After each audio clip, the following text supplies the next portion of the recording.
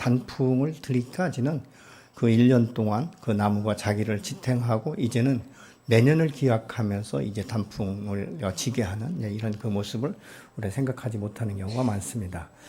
우리가 이 세상에 살아가면서도 화려하게 살고 싶은 이 마음, 이런 욕망, 이런 열정이 우리에게 있는가 하면 좀 더 늦은 것 같고 좀 더 부족한 것 같지만 한 걸음 한 걸음 쉬지 않고 나아가서 결국 풍성한 열매를 맺게 되는 이런 삶을 추구하는 사람들이 있다는 것이죠. 그렇기 때문에 우리는 이 세상 가운데 살아갈 때 화려하게 살기를 원하는 사람과 열매를 중심으로 사는 사람의 차이가 있는 것을 우리가 볼 수 있게 되는 것이죠. 열매라는 것은 저절로 이루어지지 않습니다. 한 농부가 씨앗을 뿌리고 그것이 이제 싹이 나고 자랄 때까지 얼마나 많이 돌봄이 있는지 모릅니다. 그래서 성경은 하나님은 농부다 이렇게 말씀하고 있지 않습니까? 그렇기 때문에 그 농부가 이제 얼만큼 이것을 잘 가꾸는가, 얼만큼 이것을 보호하는가, 이제 이런 것들에 의해서 결과가 달라지는 것들을 보게 되는 것이죠. 여러분의 삶은 어느 쪽을 더 선택하시는 것 같습니까? 밖으로 보이는 화려함을 선택하는 것 같습니까? 아니면 좀 더 늦는 것 같고 눈에 띄지 않지만 풍성한 열매를 맺히기를 원하십니까? 어떤 분들은 이렇게 대답하실 거예요. 아이고, 그 목사님 그걸 뭘 분별합니까? 둘 다이면 좋죠. 세상에 화려하게 살고 또 이제 나이가 들고 어느 때가 되면 풍성하게 사는 것, 그래서 창대케 되는 것, 그것이 바로 인생이 아닙니까? 이렇게 말씀하실 수가 있습니다. 그러나 그 마음 중심에 우리의 생각과 우리의 결단이, 이 선택이 달라지는 것들을 우리가 볼 수 있게 된다는 것이죠. 오늘도 이 본문에 보면 이스라엘 백성들은 선택받은 백성이에요. 다시 말하면 축복이 언약된, 축복이 완전하게 이 넘치는 축복을 누릴 수 있는 그런 기회를 가진 사람들이 바로 이스라엘 백성들입니다. 선민이기 때문에, 언약 백성이기 때문에 그에게 복에 복을 더하시고 그를 통해서 천하 만민이 복을 얻게 되는 이런 축복의 통로로 하나님이 세우셨다는 것입니다. 그런데 사람이 계속적으로 이제 풀어지고 부유케 되다 보니까 하나님과는 자꾸 멀어지면서 세상의 화려함을 쫓아가는 것이죠. 마치 롯이 소돔 고모라당이 멸망하기 전에 에덴 동산과 같은 그것을 선택했지만 점진적으로 그곳에서 만족하지 못하고 점점 소돔의 그 도시 중심으로 들어가서 이제 재판장의 자리에 서는 이런 그 모습들을 우리가 볼 수 있다는 것이죠. 세상 속에 한 걸음 한 걸음 내디딘 것은 마치 개구리 죽은 것처럼 찬물에 들어갔지만 점점 이것이 물이 뜨거워지고 결국은 자기가 죽는다는 사실을 잃어버린 채 그곳에서 있는 것과 다를 바가 없다는 것입니다. 우리는 믿음의 사람은 하나님의 축복을 받기로 결정된 사람이, 선택된 백성들이라는 것이죠. 그렇기 때문에 내가 이 세상 나그네 길을 살아갈 때 여호와 하나님은 오늘 또 한 곳에 이 집중해서 보시는 것이 아니라 우리 모든 하나님의 사람들을 오늘 또 바라보시면서 우리를 눈여겨보시고 집중해서 보시면서 이 어떻게 하면 이 사람에게 내가 복을 줄 수 있을까, 그 복 주기를 원하시는 분이세요. 근데 이 복을 받을 만한 이 준비된 그릇을 하나님은 찾으신단 말이죠. 근데 아무리 장대비가 쏟아진다 할지라도 장독을 덮어 놓으면 물이 들어갈 수가 없는 것이죠. 그런 것처럼 내가 하나님의 복을 이제 받게 된 이 언약된 이 백성임에도 불구하고 그 복을 받지 못하는 것은 하나님이 나를 복을 주시지 않기 때문이 아니라 내가 복받을 만한 준비가 되어 있지 않다는 것입니다. 다시 말하면 하나님의 법을 우리가 따라서 순종해야 되는데 이 순종보다는 이 세상의 화려한 것들이 먼저 눈에 띄기 때문에 현실적으로 내가 무엇이 더 중요한가, 이런 것들을 보게 되는 것을 우리가 볼 수 있게 되는 것이죠. 신명기 4장 6절은 이렇게 말합니다. 당신들은 이 규례와 법도를 지키십시오. 그러면 여러 민족이 당신들이 지혜롭고 슬기롭다는 것을 알게 될 것입니다. 그들이 모든 규례에 관해서 듣고 이스라엘을 정말 위대한 백성이요 지혜롭고 슬기로운 민족이라고 말할 것입니다. 그럼에도 불구하고 이스라엘 백성들은 자신의 정체성을 잃어버리고 하나님의 말씀을 따르지 않자 하나님이 깨어있는 이 에레미야를 통해서 이 이스라엘 백성들의 이 죄악의 이 모습들을 드러내면서 이제 너희가 깨어나라는 것이죠. 이 죄의 자리에 서지 아니하고, 그래서 하나님의 자리로 돌아오라고 지금 말씀을 하고 있습니다. 그럼에도 불구하고 이스라엘 백성들은 돌아서지 않는다는 것입니다. 20절로 21절의 말씀을 우리가 세번역성과 같이 보시겠습니다. 너는 이 말을 야곱의 자손에게 전하고 유다 백성에게 들려주어라. 이 어리석고 깨달을 줄 모르는 백성이 눈이 있어도 볼 수가 없고 귀가 있어도 들을 수가 없는 백성이다. 너희는 이제 내가 하는 말을 잘 들어라. 이렇게 지금 말씀하고 있는 거예요. 눈이 있어도 보지 못하고 귀가 있어도 잘 듣지 못하기 때문에 너희의 눈을 열고 너희 귀를 열어서 내가 지금부터 하는 말을 잘 들으라고 여호와께서 예레미야를 통해서 말씀하고 있습니다. 하나님은 이미 하나님의 축복이 멈췄고 지금도 그 멸망의 길을 정처 없이 걸어가면서도 하나님을 향해서 뒤돌아보지 않는 이 이스라엘 백성들을 향하여 지금 녹화하고 계신 거예요. 너 그 길로 가면 사망의 길이다. 그렇기 때문에 돌아서야 된다라고 지금 말씀하고 있는 것입니다. 사람이 말이죠, 이 귀가 어두우면 말씀이 들리질 않아요. 여러분, 예수님의 부활의 소식을 듣고도 엠마오로 가는 두 제자들에게 예수님께서 친히 그 곁에 서서 말씀을 풀어주셔도 이게 이해가 되죠. 깨닫지 못하지 않습니까? 그러나 하나님께서, 이 주님께서 이제 떡을 떼어 축사하시면서 그 눈이 밝아지면서 부활의 주님을 만나고 그들이 다시 자기의 갈 곳으로 가는 것이 아니라 다시 예루살렘을 향하여 돌아온 모습들을 우리가 성경을 통해서 알 수 있게 되는 것이죠. 여러분, 우리가 왜 이 세상의 법을 따르는지 아십니까? 왜 세상을 더 좋아하는지 아십니까? 하나님의 법을 알고 있지만 내 귀로, 내 눈으로 친히 그런 것들이 보이지 않기 때문에 그런 것이에요. 여러분, 하나님의 말씀을 우리가 순종할 때 하나님이 내게 내리시는 복을 내가 눈으로 볼 수 있고 손으로 만질 수 있다면 누가 세상으로 갈 사람이 어디 있겠습니까? 그러나 이것들이 눈에 보이지는 않습니다. 그래서 하나님의 말씀을 내가 준행하는 것은요, 반드시 지금 현실적으로 눈에 보이지 않습니다. 손으로 만져지지 않습니다. 늦은 것 같습니다.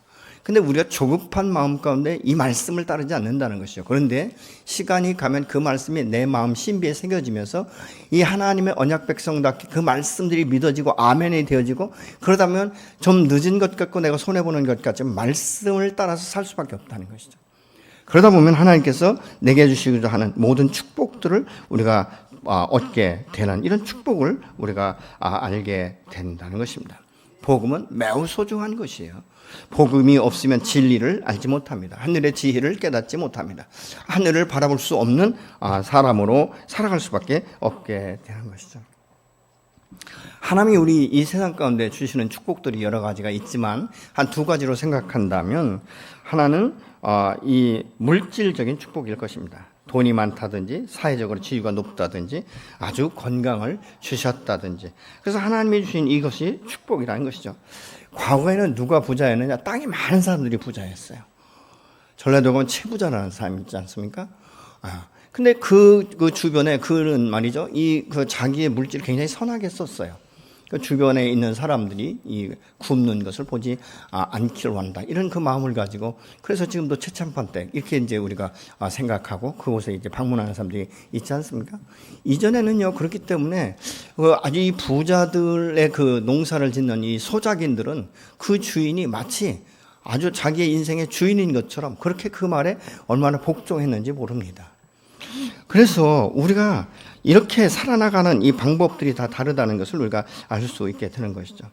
그런데 지금은 이제는 땅이 아니라 이 현물 위주의 이 부를 축적하게 되는 것들을 우리가 보지 않습니까? 이런 축복은 대부분 눈에 보이는 축복인 것입니다. 우리가 세워볼 수 있고 우리가 그것을 인지할 수 있는 이런 축복인 것을 보게 되는 것이죠. 근데 또 다른 축복은 뭐냐면, 하나님의 말씀을 통해서 하나님을 알 수 있는 믿음의 축복인 거예요. 하나님 그분이 어떤 분인지, 하나님이 나를 향하신 마음이 어떤 것인지, 나를 향한 계획과 뜻이 무엇인지, 나를 어떻게 이 땅 가운데 세워서 당신의 영광을 드러내기를 원하시는지, 이런 것들이 이제 시간이 가고 세월이 가면서 점점 알기 시작하는 것이죠. 그러면 이런 사람들은 어떤 축복을 받냐? 처음은 미약하지만 끝이 창대케 되는 이런 축복을 받게 되는 줄로 믿으시기 바랍니다. 여러분, 창세기 12장에 나오는 이 아브라함은 너는 복이니요 모든 천하 만민이, 모든 민족이, 모든 열방이 너로 인하여 복을 받게 될 될 것이다 라고 말씀하셨지만 처음부터 복을 얻게 된 것이 아니에요. 그는 수많은 시간을 이 광야와 같은 시간을 살았고 수없이 때로는 거짓말을 하고 자기 아내를 누이라고 속이고 이런 일들이 순간순간 일어나는 것들을 봅니다. 그러나 결국은 무엇입니까? 25년 동안 하나님 철저하게 훈련시키시고 약속의 씨를 주셨고 그 씨로 말미암아 이 땅과 열방 가운데 수많은 영혼을 살리는 예수 그리스도가 탄생하는 모습을 우리가 볼 수 있지 않습니까? 이런 것들이 축복이라는 것이죠. 처음은 미약하고 내가 믿음이 없고 믿음이 연약하고 수없이 넘어지고 수없이 결탁하고 그러나 그때마다 성령이 역사하시고 하나님의 사랑과 은혜를 깨닫게 돼 또다시 돌아서는 우리의 모습을 통해서 하나님은 한 걸음 한 걸음 당신 앞에 나오게 하는, 그래서 믿음의 주 온전케 하시는 이인 예수만을 바라볼 수 있는 축복을 저와 여러분에게 주신 줄로 믿습니다. 여러분, 오늘날도 우리가 출세했다, 이건 무엇입니까? 돈 많은 재벌. 이런 돈 많은 재벌집에서 태어난 자녀들은요, 어떻게 보면 자기의 인생이 보장된 것 같지 않습니까? 그런데 여러분, 그 복이 오래가지 않는다는 것이죠. 오늘날도 대기업 그 총수들의 자녀들을 보면 그들의 삶이 올바른 사람들이 그리 많지 않은 것들을 우리가 볼 수 있게 되지 않습니까? 참된 행복이 무엇일까? 많은 돈일까? 거대한 집일까? 아니에요. 작은 소득에도 가정이 온화하고 가정이 화목하고 내가 건강하고 하나님을 알아가고 믿음의 그 대열에서 하나하나 하나님의 언약을 성취하는 것들을 세워볼 수 있는 이런 복인이 참된 복인인 줄로 믿으시기 바랍니다. 여러분, 그래서 우리가 시편 1편 같은 데 보면 뭐라고 말합니까? 믿음의 사람은 악인의 길을 좇지 않고 죄인의 길에 서지 아니하며 오만한 자의 자리에 앉지 아니하고 오직 여호와의 율법을 즐거워하여 그 율법을 주야로 묵상하는 자다, 이렇게 말씀하고 있지 않습니까? 그래서 시편 1편 3절은 이렇게 말합니다. 그는 시냇가에 심은 나무가 철 따라 열매를 맺으며 그 잎이 시들지 아니함 같으니 하는 일마다 잘 될 것이라, 이렇게 지금 말씀하고 있지 않습니까? 여호와와 함께 동행하는 자가 복인이다. 그런데 그는 그의 인생을 하나님께서 어떻게 풀어주신가? 마치 그 시냇물을 줬는 시냇가에 심은 나무처럼 철을 따라 열매를 맺게 한다. 여러분, 시냇물에 뿌리를 뻗친 나무는요, 여름 가뭄과 여름 해를 해받을 것을 두려워하지 않는다라고 말씀하고 있죠. 여러분, 우리는 이 물이 말이죠, 이 지하수가 건수가 있어요. 건수가 있고 생수가 있습니다. 건수는 뭐냐면 비가 이제 모아졌을 때, 비가 왔을 때는 물이 나와요. 그렇지만 아주 가뭄이 혹독한 물이 나오지 않습니다. 근데 생수는 무엇입니까? 그 샘 줄기의 근원에서부터 올라오는 물이기 때문에 아무리 가물어도 물이 마르지 않는 것을 볼 수 있게 되는 것이죠. 저는 이 시골에서 살았기 때문에 시골에 제가 이제 중학교 다닐 때 그 논에 관정을 했어요. 관정은 뭐냐면 논에 깊이 이제 그 펌프를 박아 놓는, 그래서 이제 물을 뿜어내는데요. 한 논은요, 그냥 이렇게 펌프질을 하지 않아도 늘 보면 물이 솟아 올라와요. 그래서 제가 하도 신기해서 제 아버님한테 물어봤어요. 아버지, 저 아무개네 집에 논에는 그 관정을 한 것 같은데 그냥 펌프질을 안 해도 물이 계속 나오는데 그게 왜 그런가요? 그랬더니 우리 아버님이 이렇게 말씀하시는 거예요. 그것은 그 샘의 줄기를 원줄기에 그것을 박았기 때문에 그 밑에서부터 이게 차고 올라와서 넘쳐 흘러오는 것이라고 그렇게 말씀을 하시더라고요. 여러분, 우리의 생수의 근원은 무엇입니까? 예수 그리스도. 하나님의 그 사랑과 은혜 가운데 우리를 위해 몸버리신 그 주님이 우리의 생수가 되지 않습니까? 그 주님의 말씀을 우리가 따라서 순종하며 나갈 때는 무엇입니까? 우리의 삶이 윤택해지는 거예요. 하루의 삶이 달라지는 이런 모습을 볼 수 있습니다. 어떻게 해요? 믿음 안에 사는 사람은요, 뭐 부족하든지 넘치든지 하나님 앞에 감사할 수 있고 기도할 수 있는 것이에요.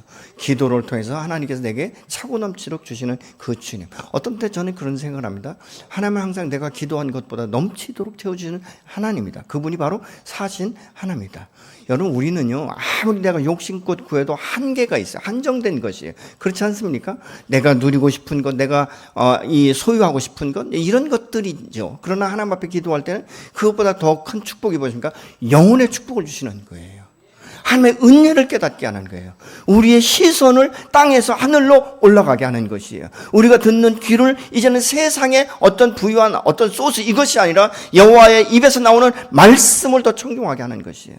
그래서 참된 진리를 깨닫고 참된 지혜를 가지고 이 땅 가운데 어떻게 살아갈까를 깨닫게 하시는, 내 길을 지도하시는, 인도하시는 이 하나님의 손을 잡고 가기 때문에 이 세상 사람들과 훨씬 실수하지 않고 실패하지 아니하고 승리케 되는 이런 역사가 저 여러분에 있어지게 될 줄로 믿습니다. 말씀이 나를 움직일 때 내 가슴이 설레는 거예요. 이 말씀을 따라서 내가 순종할 때 내 안에 믿음이 어떤 믿음이면 엄청난 기대감을 갖게 되는 것이에요. 하나님이 이 말씀을 내게 주셨는데 이 말씀을 통해서 하나님이 나를 통해서 역사하시고자 하는 것이 무엇인가, 이런 것들에 대한 기대감을 갖게 되는 것입니다. 여러분, 그래서 우리가 하나님의 은혜를 잃어버리면 모든 것을 다 잃어버리는 거예요. 여러분, 하나님의 은혜를 잃어버리면 뭐니까 나는 세상적으로 살 수밖에 없는 거예요. 하나님에 대한 기대감을 우리가 상실해 버리는 거예요. 그러니까 무엇입니까? 하나님에 대한 기대감이 상실되면 우리는 세속화되어서 세상 사람이 섬기는 우상을 따라갈 수밖에 없는 거예요.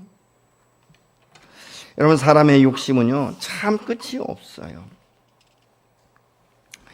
우리가 이 삶 가운데 살아가면서 어떤 때는요 그 욕심이 우리 안에 탐심이 들어오기 시작하면요 참 끝이 없어요. 여러분, 황금한 알을 낳는 이 거위에 대해서 아시죠? 어떤 집에 매일같이 황금알을 낳아주는 거위가 있었어요. 그러면 여러분은 지혜롭기 때문에 매일매일 황금알을 모아서 좀 시간이 걸리지만 부육해야 되는 것들을 선택하실 거예요. 근데 이 글에 나오는 이 주인은 갑자기 어느 날 보니까 탐심이 생긴 거예요. 하루에 하나씩 나는 이 황금알이 너무 답답한 거예요. 그러니까 이거 거위를 잡아버리면 그 속에 있는 알을 한 번에 꺼내가지고 그냥 내가 갑부가 되리라. 잡아보니까 알이 하나도 없는 거예요. 우리가 세상을 향하여 욕심을 부리는 것이 바로 이런 것은 아닌가. 우리가 하나님의 말씀을 배제하고 세상을 더 사랑하는 것이 바로 황금 거위를 잡는 주인과 같은 탐심과 탐욕에서 우러나오는 것이 아닌가 우리가 생각해 봐야 되는 것입니다. 오늘 보면 22절을 같이 보시겠습니다. 너희는 내가 두렵지도 않느냐? 나 주의 말이다. 너희는 내 앞에서 떨리지도 않느냐? 나는 바다가 넘어설 수 없고 영원한 경계선을 그어놓았다. 비록 바닷물이 출렁거려도 그 경계선을 없애지 못하고 아무리 큰 파도가 몰아쳐도 그 경계선을 넘을 수가 없다. 우리가 생각해보면 모래는 사실 별것 아닌 것 같죠. 그냥 모래벌이 넓으면 그냥 수영할 때 좋은, 여름에 해수욕장으로 쓰임받는 이런 정도로 생각하기가 참 쉽지만 여호와 하나님께서 천지를 창조하실 때 땅과 바다를 분리시킨 것이 모래였다는 거예요. 이 모래는요 아무리 거대한 파도가 몰려온다 할지라도 이 모래성에 딱 닿으면 파도가 죽어갔다는 거예요. 그래서 하나의 경계선을 세웠다는 것이죠. 그런데 오늘날은 어떻습니까? 도로를 내다 보니까 그 모래성을 다 없애버리고 그리고 축대를 쌓고 도로를 냅니다. 근데 여러분, 태풍 한 번만 불어보십시오. 축대가 다 무너지는 이런 일들이 일어나잖아요. 왜요? 하나님께서 만드신 이 원리를 파괴하기 때문에 그런 거예요.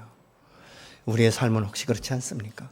내가 빨리 부자가 되고 싶어서 하나님이 우리에게 경계선을 주셨는데 이 경계선을 허물어버리는, 여러분, 이 경계선은 여러 가지 역할이에요. 나를 보호하고 보존하는 역할도 되지 않습니까? 세상 풍파가 몰려올 때 여호와 하나님께서 이 모래성을 주는 것처럼 경계선을 두시고 나를 이 세상 풍파에게 넘어지지 아니하는 진리의 말씀을 통해서 나를 붙들어 주시고 오늘 또 강건케 하시고 오늘 또 승리케 하시는 그 여호와를 기억하는 것이 저 여러분의 감사의 제목이 되는 줄로 믿으시기 바랍니다.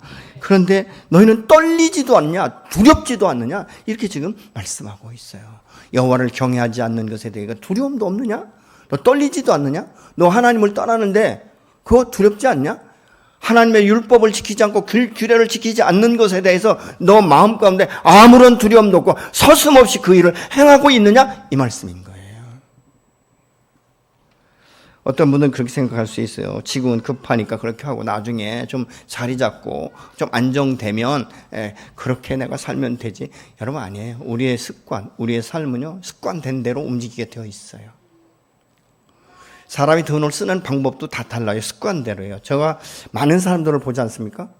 지금 우리 성도들도 보지만 과거에 제가 한 6, 7천 명 되는 이 교회 성도들을 볼 때 참 굉장히 부류가 달라요. 어떤 분은 먹는 쪽으로만 돈을 쓰는 사람이 있고, 어떤 분은 그 게임하는 쪽으로만 아주 선호하는 사람이 있고, 어떤 분은 밤새워 매일같이 낚시를 다니는 사람들도 있어요.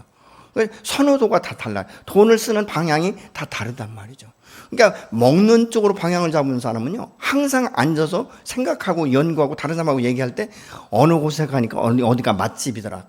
그 집의 이 음식은 내가 세상에서 태어나서 처음 먹어봤다. 얼마나 맛있는지 모른다. 그러면서 이제 다른 사람에게 묻는 거예요. 아니, 전라도는 어디가 좋아? 경상도는 어디가 좋아? 이렇게 이제 묻는 거예요.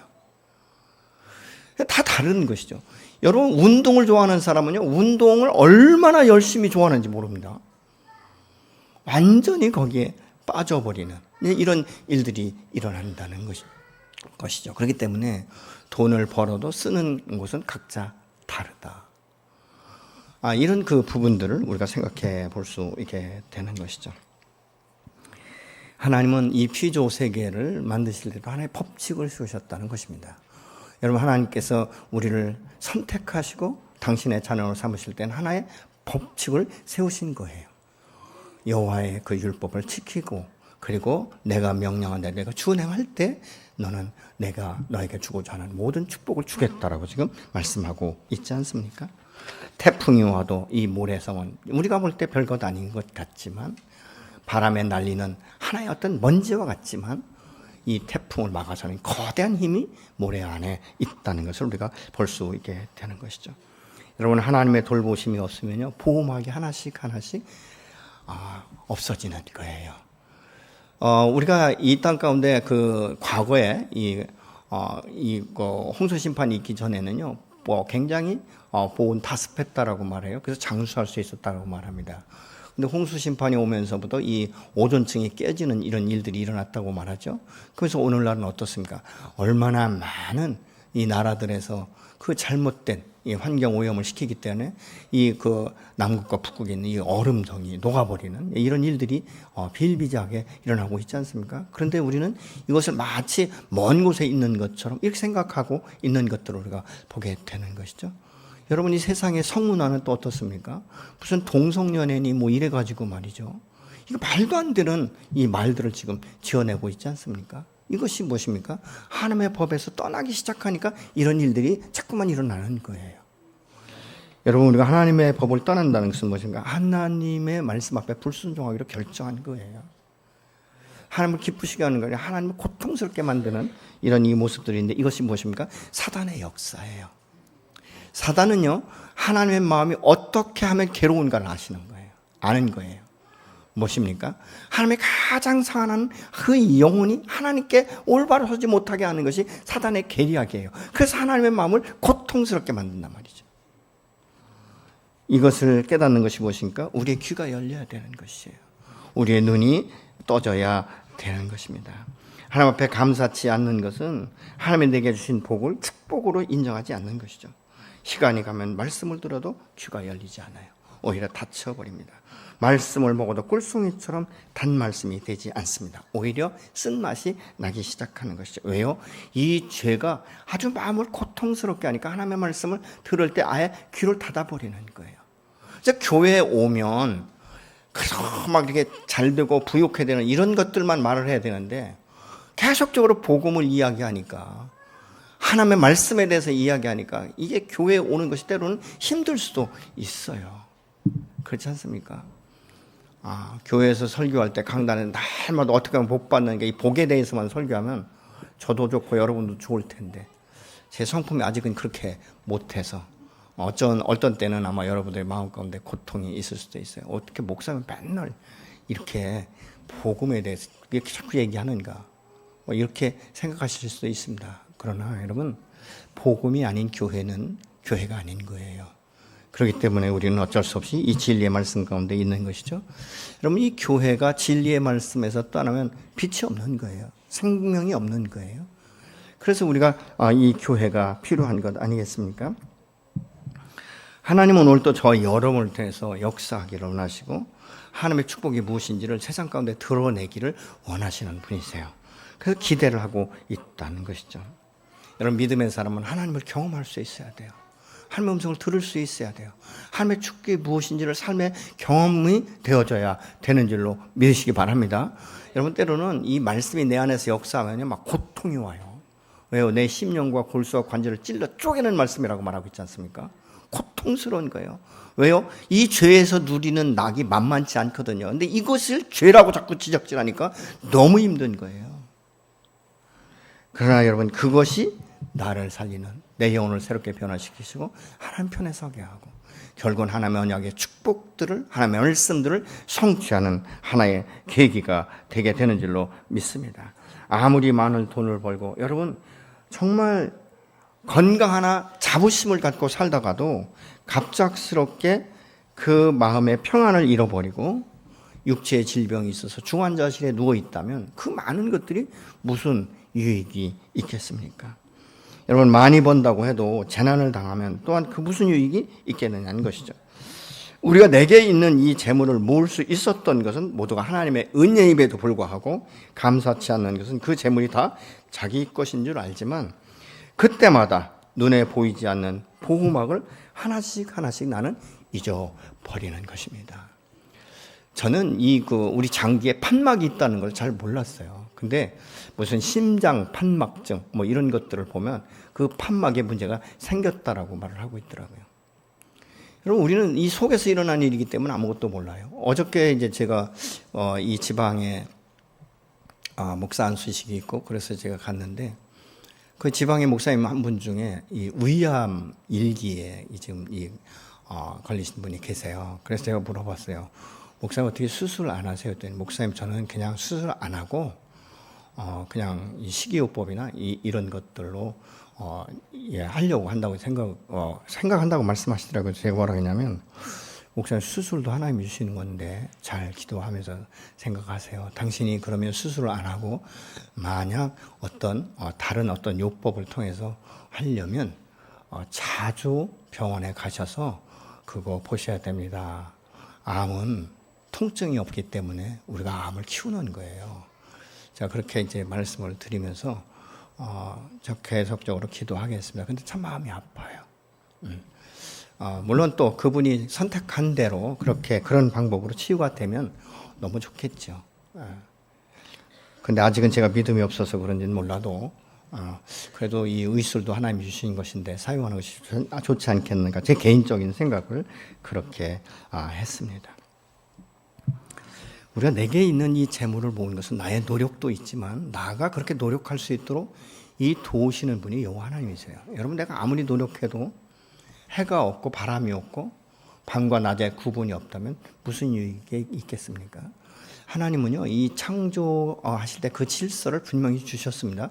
밤과 낮을 주시잖아요. 공전과 자전을 통해서 밤과 낮을 분리시키는 이런 모습을 우리가 볼 수 있지 않습니까? 제가 생각해 보니까요, 이 밤과 낮이 없으면요, 사람이요 24시간 일할 것 같아. 욕심이 있는 사람은 24시간 쉬지 않고 일할 것 같아. 왜냐하면 빨리 돈을 벌어야 되기 때문에. 근데 밤이 있기 때문에 어쩔 수 없이 쉴 수밖에 없는 이런 일들을 우리가 갖지 않습니까? 그러니까 밤과 낮을 주신 것이 감사한 거예요. 하나하나가 우리가 생각해 보면 감사할 수 있다는 것이죠. 하나님의 말씀이 꿀송이보다도 더 단 말씀이 돼야 되는데 오히려 이 말씀이 내게 들어오지 않을 때가 있는 것을 우리가 볼 수 있지 않습니까? 여러분, 농부가 곡식을 거둘 때도요, 비가 오지 않으면 곡식을 거둘 수가 없어요. 24절은 뭐라고 말합니까? 또 너희 마음을 우리에게 이른 비와 늦은 비를 때를 따라 주시며 우리를 위하여 추수 기한을 정하시는 우리 하나님 여호와를 경외하자 말하지도 아니하니.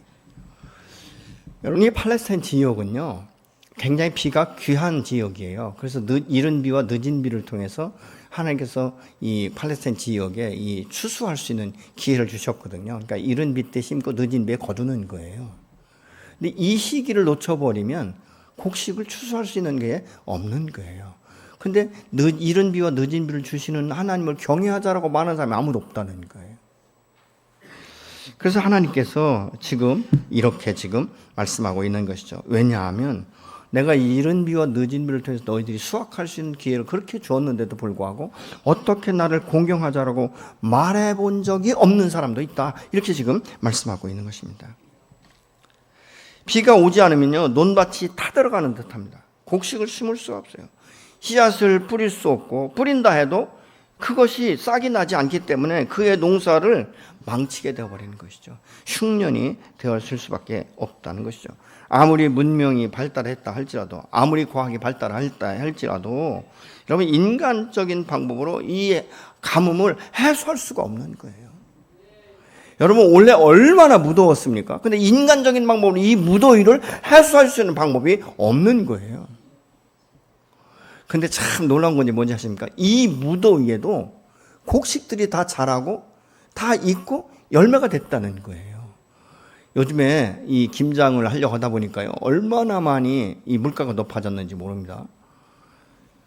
파 한 달에 한 11,000원, 12,000원 이래요. 뭐 이전에 같으면 한 3, 4천 원에 사던 것이 그래요. 배추가 말이죠, 속이 꽉 차지 않는데요. 왜냐하면 이게 아침과 저녁에 온도 차이가, 기온이 낮아지고 한낮에 뜨거워야 이 속이 차는데, 밤에도 뜨겁다 보니까 이것이 계속 성장할 줄만 알지 이 속이 차지 않는다는 거예요. 그럼에도 불구하고 놀라운 것은 가을이 되니까, 때가 되니까 속이 찰 만큼 차는 거예요. 이게 무엇입니까? 하나님의 섭리예요. 하나님의 은혜다, 그 말입니다. 하나님의 때가 되니까 이런 모든 것들이 이루어지는 것을 우리가 보게 되는 것이죠. 이런 이치를 깨닫는 것, 이게 바로 하나님의 은혜를 아는 자이고 하나님의 감사하는 자예요. 감사는 무엇인지 아십니까? 내가 받은 것을 받았다고 인정하고 표현하는 것입니다. 그러면서 무엇입니까? 오늘의 감사는 내일의 또 다른 감사를 낳게 하는, 소망을 갖게 하는 원동력이 되기도 하는 것이죠. 그래서 디모데전서 6장 8절을 보시겠습니다. 우리가 먹을 것과 입을 것이 있은즉 풍족한 줄로 알 것이나. 먹고 입을 것이 있으면 풍족하다. 매일매일의 삶 가운데 감사하다. 여러분, 이스라엘 백성들이 광야에서 40년 살면서 만나와 메추라기를 주지 않습니까? 근데 이 만나를 거둬들일 때 꼭 하루 분량만 거둬들이라고, 안식일 전에는 이제 이틀 분량을 주시지 않습니까? 그런데 60만 원 사람은 어떻죠? 하루 분량이 아니라 그 넘치도록 걷어다가 놓는다는 것이죠. 아마 걷어다 놓을 때 굉장히 마음 가운데 안정감이 있을 거예요. 야, 저것만 있으면 내가 내일 일 나가지 않아도 되겠다. 만나를 거두러 가지 않아도 되겠다. 하나님 말씀은 무엇입니까? 일일치만 거둬라. 근데 그것을 많이 거둔다고 해서 내일을 보장하는 것이 아니라 내일 남는 것이 아니라는 것이죠. 그러니까 뭐예요? 내가 아무리 많이 거둬도 하루의 양식 이상은 먹을 수 없다는 거예요. 그러니까 매일매일 주님 앞에 감사할 수 있는 것 아니겠습니까? 왜냐하면 매일매일 만나를 주시기 때문에. 또 시편 107편 8절로 9절 같이 보시겠습니다. 여호와의 인자하심과 인생에게 행하신 기적으로 말미암아 그를 찬송할지로다. 그가 사모하는 영혼에게 만족을 주시며 줄인 영혼에게 좋은 것으로 채워 주심이로다. 아멘. 시편 134편 3절을 같이 보시겠습니다. 천지를 지신 여호와께서 시온에서 내게 복을 주실지어다. 아멘. 그래서 시편 134편 같은 경우에는요, 여호와를 경외해서 그 하나님 앞에 예배드리러 갈 때 하나님께서 이런 축복을 주신다라고 말씀을 하고 있는 것입니다. 여러분, 감사는요, 보면 볼수록 더 늘어나는 거예요. 여러분 한번 이런 생각해 보세요. 매일 이 일이 끝나고 저녁에 잠자리에 눕기 전에 감사를 세워 보십시오. 내게 하나님께서 주신 그 복, 이 복을 한번 세워 보세요. 그러면 처음에는요, 많지 않을 거예요. 뭐 어떤 분은 뭐 한 5, 6가지 아니면 뭐 한 10가지 이렇게 생각하실 거예요. 근데 이것이 매일매일 습관이 되다 보면요, 이게 하루하루 점차 늘어나기 시작하는 거예요. 근데 이 감사의 그것을 세워보기 시작하면요, 나중에는요, 고난 가운데서 고난에 묶이지 아니하고 오히려 고난 중에 역사하신 하나님에 대한 기대감과 함께 감사가 계속적으로 선포되는 거예요. 그래서 고난이 내게 복이 되는 것이고, 고난이 유익한 것이고, 잃어버린 하나님 앞에 나갈 수 있는 기회가 되는 줄로 믿으시기 바랍니다. 그래서 찬송가도 이렇게 말씀하고 있어요. 너가 하나님이 주신 복을 세워보라는 거예요. 제가 볼 때요, 3개월만 여러분 매일 저녁마다 감사의 제목을 떠올려 보십시오. 반복해 보십시오. 저는 아주 여러분에게 예언합니다. 3개월 후에는 여러분들의 하루에 감사할 게 적어도 30가지 이상은 그냥 필름이 오듯이 그냥 쭉 동영상처럼 지나가게 될 거예요. 그럴 때 여러분 밤에 어떻겠습니까? 마음에 평안이 오지 않겠습니까? 그리고 이 감사는요, 내일을 기대하는 거야. 내일은 하나님께서 어떤 감사를 또 감사의 제목을 내게 주실까? 또 다른 제목을 우리가 기억할 수 있게 되는 거예요.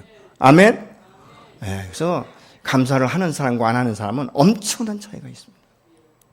감사하는 사람은요, 매사에 감사하게 되는 거예요. 왜요? 주신 이도 여호와이시기 때문에. 그 은혜에 감사할 수밖에 없는 거예요. 한번 해보십시오. 여러분이 3개월 후에 어떤 삶을 살게 되신지 감사를 매일매일 세워보시고 저한테 말씀해 주세요. 그러면 제가 아주 멋있는 곳에 가서 맛있는 저녁 식사 하실 수 있도록 제가 준비해 드리겠습니다. 아멘이십니까? 감사는 복이에요. 감사는 축복받은 자만이 할 수 있는 거예요. 근데 이 축복이 세상적으로 막 부유하고 뭐 이것이 아니에요.